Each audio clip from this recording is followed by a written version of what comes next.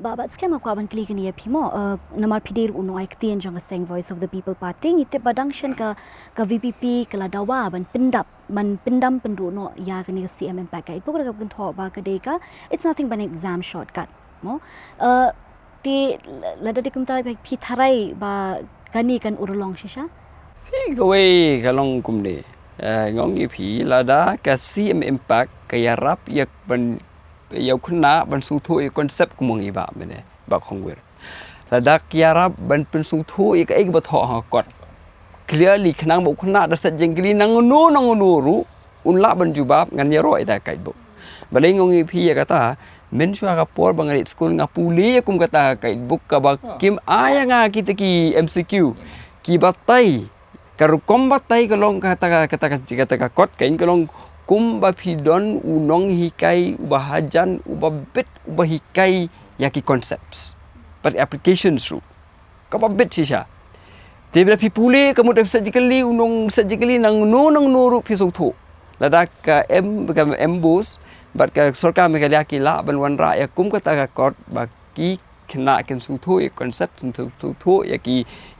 jing yakakot ngan ngayaro henry ban pendon kam hitang ban pas menei bai ong ba khuna ha baku hap trisitom hi ya kata si lada bla tho ong tu ngim ong ba la ulet pas klem puli hap bun puli ngong pi mai sam ne pi ai nga hindi ba ngampe lada pi ai nga repeat ka ju ngan pit ya ka tu ba tho ong tu da pi a jing keli ngan sapas ngam tip ka ba tho ong tu kata ka de jing kani ka CM impact dikatakan dengan jing kaya yutik kaya ke bangang kwa ban ong hangani kalong ladang ikwa ban syuprang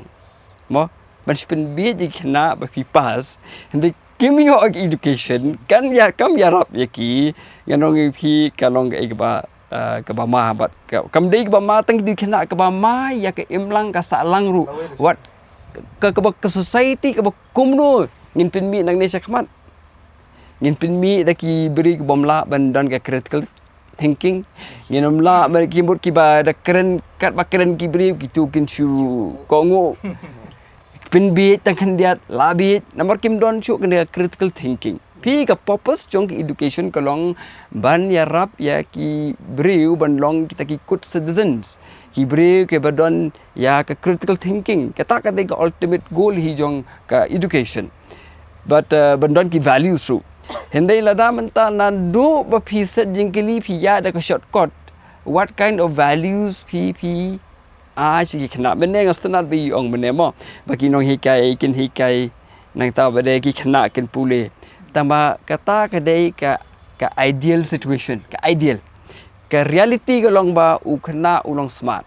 Utip kan nang nu kan wan ga jingkili ba wan ga jingkili nang ta un pule ya kata kan nong pi ngi bahikai ngi la mat ikani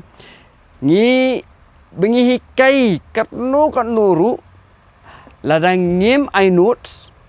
khna jongi hangne majority nong epi pule bagatu jing batai jong pi kalong bi zero